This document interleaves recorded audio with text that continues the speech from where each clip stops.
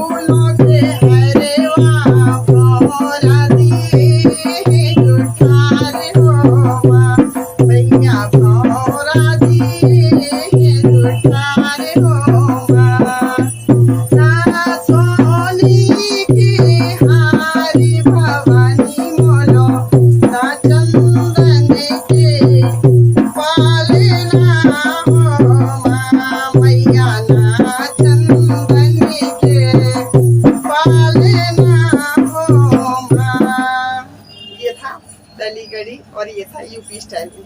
आगे के भजन आगे देखिए एमपी स्टाइल में।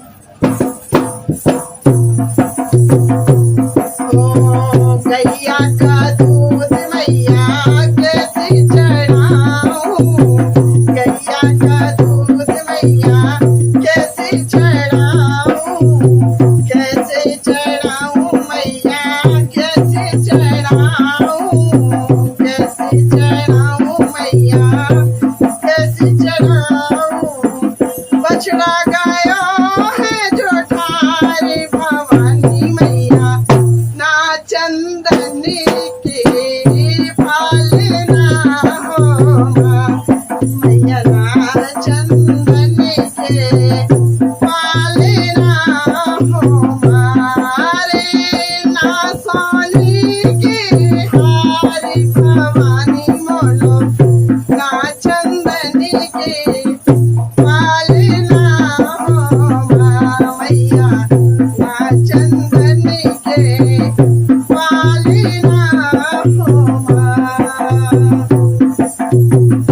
चंदन चावल मैया